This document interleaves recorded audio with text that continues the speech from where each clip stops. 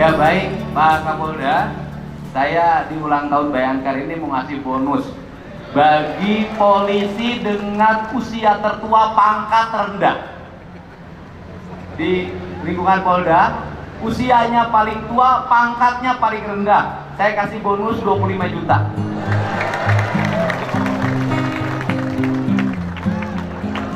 Dan ASN Polri dengan golongan paling rendah, usia paling tua, saya kasih bonus 15 juta.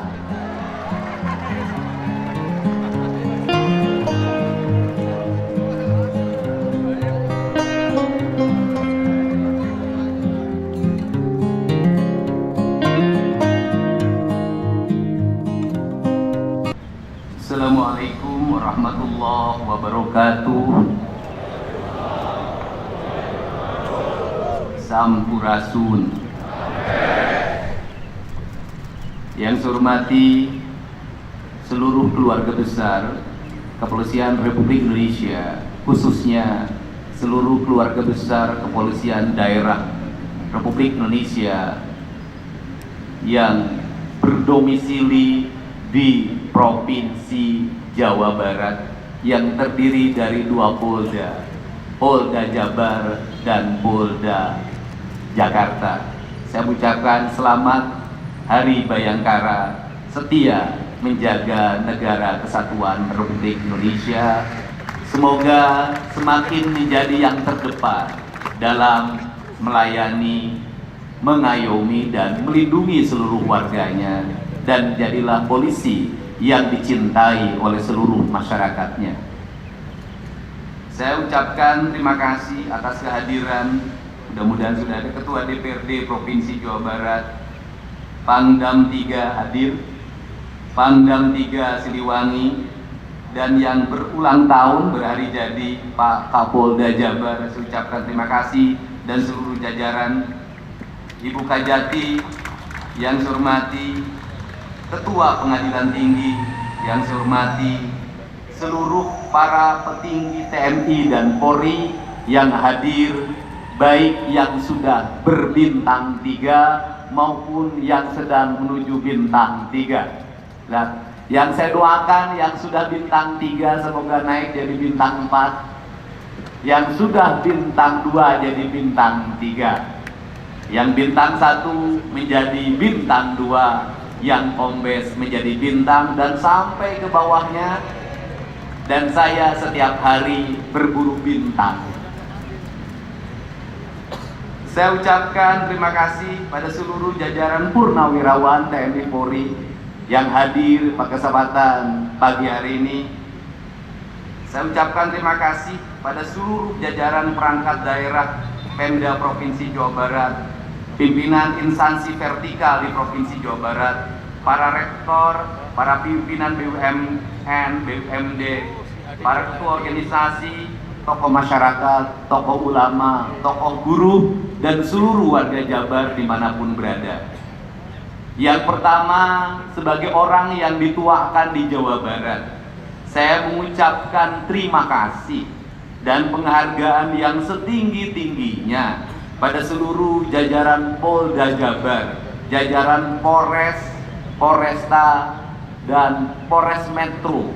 Atas kinerjanya selama ini, saya melihat Polri di Jawa Barat tumbuh menjadi Polri yang humanis, kemudian Polri yang responsif dan senantiasa menjunjung tinggi transparansi dan keadilan di tengah masyarakat. Saat ini Kapolda Jabar cepat merespon berbagai problem yang terjadi di Jawa Barat. Melalui WA sering langsung melakukan respon. Ada geng motor, cepat ditangkap. Kemudian ada berbagai peristiwa yang terjadi di Jawa Barat, berbagai peristiwa kriminal, sangat cepat melakukan langkah proses hukum yang adil dan transparan. Dan yang paling dekat adalah beberapa hari yang lalu ada sebuah peristiwa perusakan rumah di Desa Tangkil, Kecamatan Cidahu, Kabupaten Sukabumi, dan menjadi perhatian kita semua, bukan hanya di Jawa Barat, tapi di seluruh wilayah di Indonesia. Dan Pak Kapolda serta jajaran Polres Kabupaten Sukabumi yang bernama Polres Palabuhan Ratu telah melakukan penetapan 7 tersangka perusakan, tersangka yang berbuat kriminal yang menimbulkan kerugian bagi orang lain. Langkah-langkah ini adalah langkah-langkah penting dalam upaya menjunjung tinggi asas pelayanan Polri kepada masyarakat. Hari ini saya menyampaikan pesan sebagai warga Jabar. Pertama, bahwa kalau bicara Bayangkara, maka kita akan teringat pada sebuah kerajaan di Jawa Timur bernama Majapahit. Pasukan elitnya berjumlah 15 orang yang mengawal Jaya Negara dipimpin oleh Gajah Mada bernama pasukan Bayangkara. Pasukan Bayangkara itu kemudian di tahun 1946 menjadi nama dari Polisi Republik Indonesia. Artinya bahwa ini merupakan pasukan elit yang bertugas menjaga keamanan kerajaan dari gangguan internal. Karena itu, mereka yang bertugas memiliki 2 sifat, sidik sakti, indra waspada.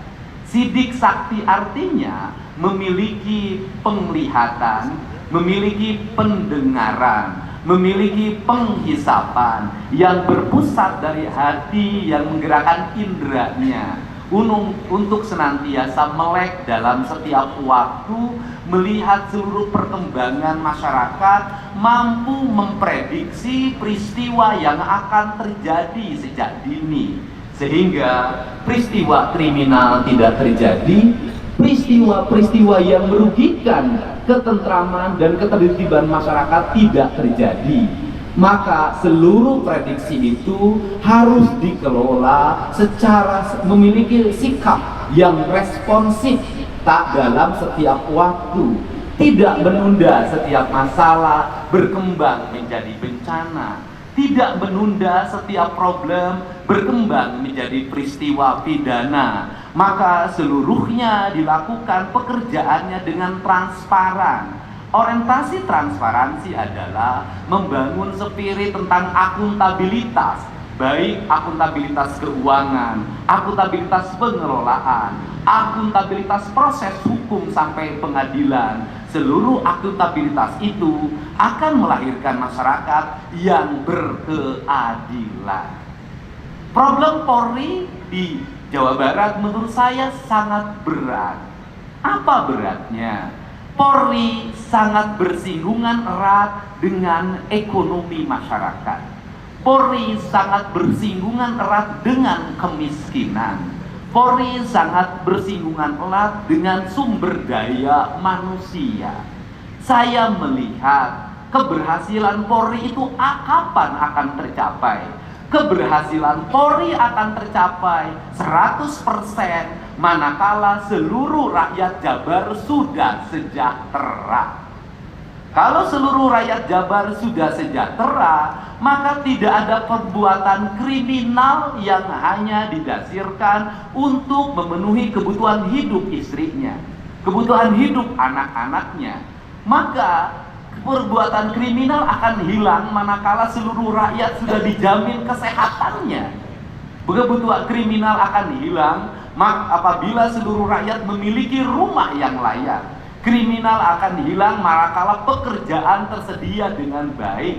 Kriminal akan hilang manakala pendidikan terbuka untuk semua rakyat dan pemerintah melayaninya secara adil. Kriminal akan selesai manakala tata ruang terkelola dengan baik. Kriminal akan selesai manakala tidak ada pencemaran. Kriminal tidak akan pernah ada manakala seluruh alam-alam terpelihara. Selama keadilan terwujud, selama ekonomi belum berkeadilan, selama rakyatnya pendidikannya masih rendah, selama dapur-dapur warganya belum terisi oleh telur, oleh ayam, oleh ikan, oleh beras yang memadai, kriminal akan tetap ada. ada. Maka dari itu keberhasilan Polri akan seiring dan sejalan dengan tumbuhnya rasa sejahtera. Kapan Polri berhasil? Manakala jalan-jalan tak ada pelanggaran lalu lintas, manakala rumah-rumah tanpa kunci dan tanpa dengan jendela terbuka tidak ada yang mencuri, manakala mobil-mobil terparkir dimanapun tidak usah pakai remote control, maka orang tidak ada mencurinya. Maka disitulah sel-sel akan kosong, disitulah LP-LP tidak ada penghuninya. Maka disitulah Polri berhasil menjadi bayangkara negara. Tanpa tindakan, seluruh warga sudah mentaati hukum dengan baik. Kapan itu terjadi? Pada saatnya semuanya akan terwujud. Seiring dengan apa? Seiring dengan pemerintah daerah, jajaran birokrasi bekerja dengan baik, menggunakan anggaran daerah secara transparan, diorientasikan untuk kepentingan publik, hadir dalam setiap kekosongan perut warga, hadir di setiap rintihan orang tua yang akan menyekolahkan anaknya, hadir dalam setiap rintihan orang yang sakit, hadir di tengah-tengah kehidupan sawah, di gunung, di darat, dan di laut. Seiring dengan keadilan yang dilakukan oleh para politisi dan birokrat, maka Polri akan berhasil. Tanpa dukungan keadilan yang dilakukan oleh para penyelenggara negara yang mengelola keuangan publik yang tidak diutamakan untuk kepentingan masyarakat, mustahil Polri berhasil. Untuk itu diperlukan kerjasama yang seiring dan sejalan. Seluruh kerjasama seiring dan sejalan itu kita arahkan pada dua hal: aspek penegakan hukum dan aspek kemanusiaan. Penegakan hukum dilakukan bagi mereka yang dengan sengaja berdasarkan keinginannya untuk memperkaya diri dan keluarganya, baik tindak kriminal biasa maupun tindak kriminal yang bersifat khusus. Itu harus dilakukan penegakan hukum tanpa pandang bulu siapapun, mau kaya, mau miskin, mau pejabat, mau rakyat, siapapun harus sama kedudukannya. Tetapi jajaran Polri akan bersikap humanis bagi mereka yang melakukan tindak kriminal karena ketidaksengajaan, karena ketidaktahuan, karena kebutuhan mendasar. Misalnya istrinya mau melahirkan, minta bantuan ke kepala desa, tidak dibantu. Kemudian BPJS-nya habis, mengetuk rumah orang kaya, tidak satupun yang membantunya. Menemui gubernurnya tidak merespon apa yang menjadi keinginannya. Pada akhirnya, kalau istrinya tidak dibawa ke rumah sakit, tidak membawa uang, maka ibunya akan meninggal di perjalanan, apalagi sesar. Kemudian anaknya tidak terselamatkan, maka dengan terpaksa dia mencuri seekor kambing dengan harga 2 juta rupiah. Dalam pandangan saya, restoratif justice harus dilakukan. Dia mencuri bukan kesalahan dirinya, tapi kesalahan negara tidak hadir ketika rakyatnya sedang membutuhkan. Peristiwa itu yang paling dekat terjadi di Sumedang. Seorang yang bernama Usep di Kabupaten Garut itu ingin punya motor untuk dikendarai menuju Cicalengka, tempat dia bekerja, dengan gaji Rp50.000 per hari. Di media sosial dia membuat status membutuhkan motor. Kemudian saudara Taufik menawarkan dia punya motor yang akan dijual bersurat, kemudian punya BPKB dan STNK-nya. Kemudian dia motornya dibeli, tapi BPKB dan STNK-nya dengan harga 3 juta tidak juga diberikan. Pada akhirnya ketika saudara Taufik ditangkap, motornya dijual ke saudara Usep. Kemudian jajaran kepolisian Sumedang bekerja sama dengan Kejaksaan Negeri Sumedang, Kejaksaan Tinggi Jabar, kemudian direspon oleh Jampidu menetapkan dengan restoratif justice, dibebaskan dari hukuman. Selanjutnya, saya sebagai gubernur bertemu dengan mahasiswa Unpad yang memiliki motor itu. Saya meminta dia untuk memaafkan, dan dia memaafkannya. Kemudian dia memberikan motor yang dicurinya pada saudara Usep. Karena dia memberikan motor yang dicurinya kepada saudara Usep, maka saya pun memberikan hadiah motor baru pada mahasiswa itu. Itulah hukum. Itulah hidup, itulah kehidupan yang berkeadilan. Negara hadir di tengah-tengah masyarakat yang kesulitan. Untuk itu saat ini saya menawarkan diri sebagai gubernur Jabar, dan saya akan mengajak seluruh bupati dan wali kota untuk membangun MOU dengan Polda Jabar. MOU-nya adalah manakala ada sebuah peristiwa kriminal, latar belakang kriminalnya didasarkan pada kebutuhan mendesak karena ketidaktahuan, karena pertama kali dia mencuri, maka lebih baik gubernur diberitahu untuk sama-sama melakukan restoratif justice. Dan saya akan meminta maaf pada masyarakat itu karena dia mencuri karena lapar, dia mencuri karena butuh. Tetapi saya mengajak juga pada jajaran kepolisian dan kejaksaan serta pengadilan, berilah hukuman yang seberat-beratnya pada masyarakat yang berbuat kriminal untuk memperkaya diri dan keluarganya. Itulah prinsip-prinsip hukum yang ingin dikembangkan. Untuk itu saya ucapkan terima kasih. Pada saat ini kita sama-sama berdiri menjadi barisan paling depan sebagai bayangkari negara, menjaga ketertiban dan keamanan negara, menjaga ketenangan masyarakat, menjaga seluruh piranti hidup agar Jawa Barat menjadi provinsi yang gemah ripah repeh rapi, sarendek saigel sabobot sapianean, kacai jadi saluwi, kadarat jadi saloga, menjadi provinsi yang silih wangi, silih asa, silih asi, silih asu, nu jauh urang degetkeun, geus deket urang layeukeun, geus layet urang pahetkeun, geus pahet silih wangikeun. Dirgahayu Bayangkara negara, semoga menjadi garda terdepan dalam menjaga keadilan di negara kesatuan Republik Indonesia. Wallahu muwaffiq ila aqwamit thoriq. Assalamualaikum warahmatullahi wabarakatuh.